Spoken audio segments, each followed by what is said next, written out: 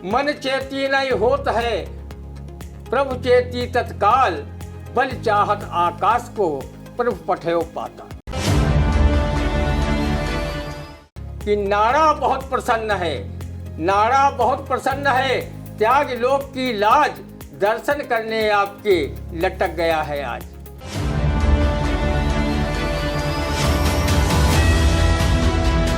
नमस्कार, मैं हूं निशांत गुप्ता। आप देख रहे हैं आई इंडिया। स्वागत है आप सभी का आई इंडिया के खास शो रंदा में। खबरों पर रंदा चलाने के लिए आई इंडिया के स्टूडियो में मौजूद हैं वरिष्ठ पत्रकार, कवि एवं रंगकर्मी ज्ञान प्रकाश सिंह प्रतीक जी। तो प्रतीक जी, आपका बहुत बहुत स्वागत है आई इंडिया के स्टूडियो में। आज की खबर, पहली खबर, योगी सरकार ने गन्ना मूल्य 20 रुपए प्रति क्विंटल बढ़ाया। रालोद ने कहा ये बढ़ोतरी ऊंट के मुंह में जीरा के है समान। यानी कि जिस तरह से सरकार ने जो है लोकसभा चुनाव आ रहा है और किसानों को लुभावने के लिए 20 रुपए प्रति क्विंटल बढ़ा भी दिया है, इसे रालोद कह रहे हैं कि भाई ये तो ऊंट के मुंह में जीरा है। अब रंदा से सुनते हैं कि ऊंट के मुंह में जीरा है कि नहीं है। लो कर लो बात, खोदा पहाड़ और निकली चूहिया। 7 साल में योगी बाबा ने लोकसभा चुनाव को ध्यान में रखकर रंदा शरीफ के किसानों को 20 रुपये प्रति क्विंटल गन्ने के रेट बढ़ा दिए हैं। उसे योगी बाबा की झोली का प्रसाद समझकर सिर माथे लगाओ। हो सकता है कि 56 इंची सीने वाले, जिन्हें आरएसएस के महान चापलूस नेता चंपत राय ने भगवान विष्णु का अवतार बताया है, शायद वही गन्ना किसानों के आंसू चुनावी वर्ष में पूछने और तीसरी बार प्रधानमंत्री की लालसा में नरेंद्र मोदी जी गन्ना का रेट बढ़ा दे। रंदा भी गन्ना किसान है। वो गन्ना मूल्य बढ़ोतरी को लेकर कई साल से इंतजार शायर नदीम सीतापुरी की इस शेर के भावार्थ की तरह कर रहा था। शायद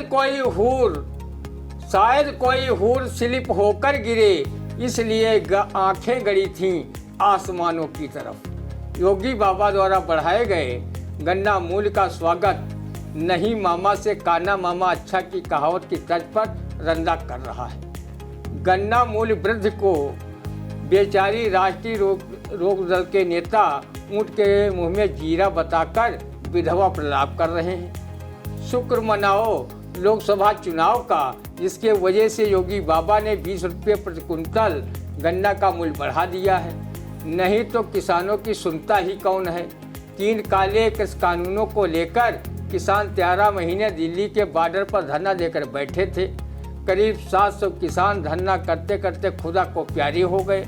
धरना दे रहे किसानों को पाकिस्तानी, खालिस्तानी, आतंकी तक कहा गया, जिसके उपजाए अन्न को 81 करोड़ लोगों को प्रतिमाह 5 किलो राशन के कोटे से दिलाकर मोदी सरकार अपना वोट बैंक पक्का कर रही है। बिल्कुल, लोकसभा चुनाव नजदीक है, ऐसे में किसानों को ये 20 रुपए प्रति क्विंटल के हिसाब से बढ़ोतरी जो मिली है, तो रंदा कह रहा है नहीं मामा से अच्छा तो काना मामा ही सही, कम से कम लोकसभा चुनाव से पहले कुछ तो मिला।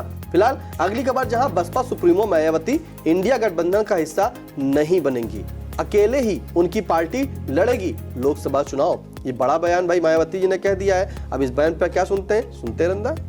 हाथी बहन जी का और उसे गन्ना खिलावे इंडिया गठबंधन वाले, भला बहन जी इसे कैसे मंजूर कर सकती हैं। बसपा सुप्रीमो द्वारा अकेले चुनावी मैदान में उतरने की खबर से भले ही इंडिया गठबंधन वाले अंदर खाने मायूस हों, लेकिन भाजपा के चुनावबाज नेता व पार्टी हाईकमान में बैठे लोग वैसे ही मारे खुशी के कुप्पा हुए जा रहे हैं, जैसी नेकर फाड़ खुशी किसी वरिष्ठ कुमारे को उसकी शादी की बात चलने पर होती है। उसकी नेकर का नाड़ा मारे खुशी के अप डाउन होने लगता है। जब कोई उसके नाड़े के लटकने की बात कहकर टोकता है तो वो भी शर्मप्रूफ होकर ये कहने से नहीं चुकता कि नाड़ा बहुत प्रसन्न है, नाड़ा बहुत प्रसन्न है, त्याग लोक की लाज, दर्शन करने आपके लटक गया है आज। बेचारी बहन जी क्या इंडिया गठबंधन का हिस्सा बनकर मोदी सरकार की ईडी, सीबीआई, आईटी जैसी एजेंसियों से अपनी राजनीतिक लंका में आग लगवाएं और जो उन्होंने कथित रूप से अकूत संपत्ति इकट्ठा की है उसे ईडी से जब्त करावें तथा जेल यात्रा में अपनी जिंदगी के दिन गुजारें। अकेले चुनाव लड़कर हाथी भले ही 2014 के लोकसभा चुनाव की तरह ही इस चुनाव में पटरा क्यों न हो जाए, बहन जी हार जीत की परवाह करें या फिर अपने को ईडी सीबीआई से बचाऊं। राजनीतिक पंडित कहते हैं माया को जैसे कबीर दास ने अपने बस में कर लिया था, वैसे ही भाजपाइयों के बस में बहन मायावती हैं। वो जैसा चाहते हैं बहन जी वैसा ही करने लगती हैं। वर्ष 2019 के लोकसभा चुनाव में सपा से गठबंधन कर बहन जी की पार्टी ने 10 सीटें जीती थी। भाजपा के कथित इशारे पर वो गठबंधन तोड़ बैठी।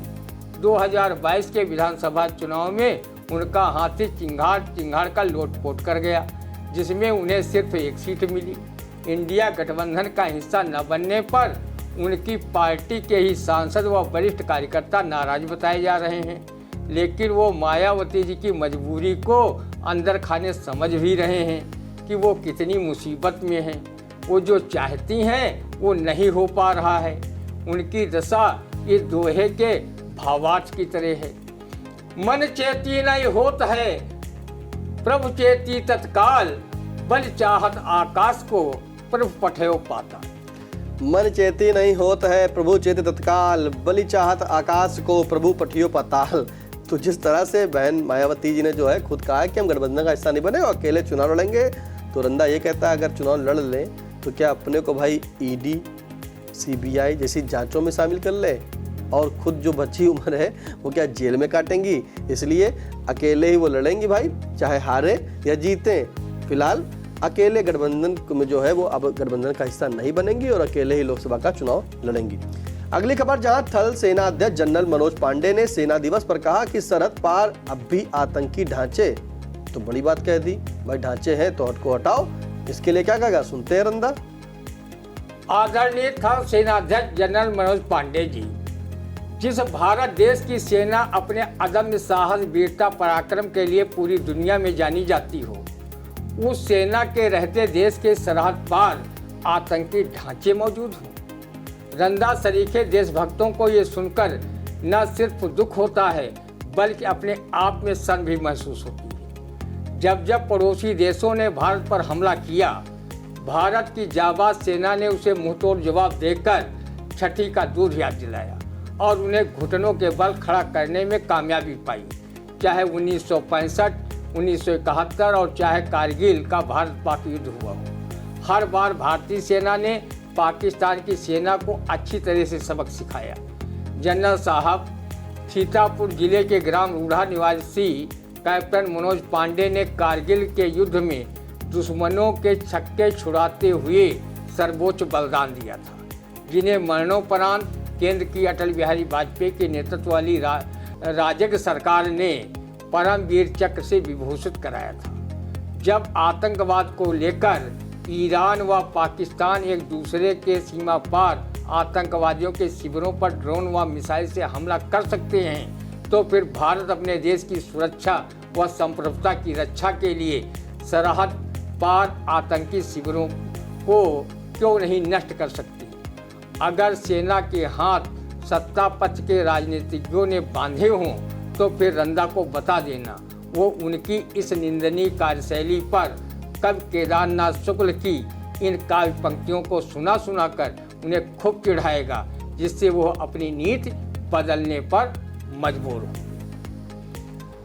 अगर देश में राजनीति के ठेकेदार नहीं होते, अगर देश में राजनीति के ठेकेदार नहीं होते, अपने बीच पले छुप छुप कर कुछ गद्दार नहीं होते, दुम को सदा दबाने वाले ही दमदार नहीं होते, नैतिकता कुर्सी विहीन की यदि हकदार नहीं होते, सत्ता सुख के हित बदले आचार विचार नहीं होते, तो आतंकवादियों के पग सीमा के पार नहीं होते। सेना के ऊपर सत्ता का प्रतिबंध नहीं होता, अपनी कुर्सी बची रहे ऐसा अनुबंध नहीं होता, कुछ का उग्रवादियों से सीधा संबंध नहीं होता और कटा स्वयं के हाथों से अपना स्कंध नहीं होता, तो ये लघुतर भार देखकर हम लाचार नहीं होते, तो आतंकवादियों के पग सीमा के पार नहीं होते। सीमा पर कितने वर्षों से होती आई है मनमानी,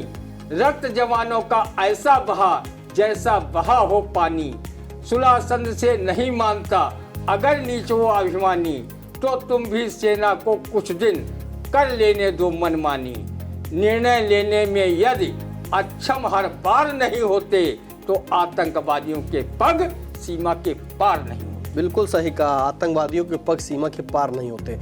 अगर भारत की सीमा के बाहर आतंकवादियों के ढांचे दिख रहे हैं तो निवेदन है, अनुरोध है, क्योंकि भारत की सेना, भारत के जाबाज जो देश की रक्षा कर रहे हैं और अपने प्राणों को न्यौछावर भी कर रहे हैं, उनके पास इस आधुनिकता के दौर में इतनी आधुनिकता है, इतनी चीज़ें हैं, इतने उपकरण हैं कि उन ढांचों को वो स्वतः खत्म कर सकते हैं। इसलिए निवेदन है, आप उन ढांचों को खत्म करें। यदि राजनीतिक कोई दबाव हो तो भाई रंदा को बताएं।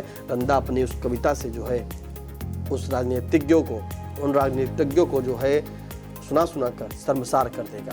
फिलहाल कैसा लगा आज का रंदा कमेंट करके जरूर बताइएगा। कोई सुझाव हो तो भी कमेंट के माध्यम से जरूर दें। आप दीजिए इजाजत, फिर मिलते हैं आपसे अगले रंदे के कार्यक्रम में। तब तक के लिए नमस्कार।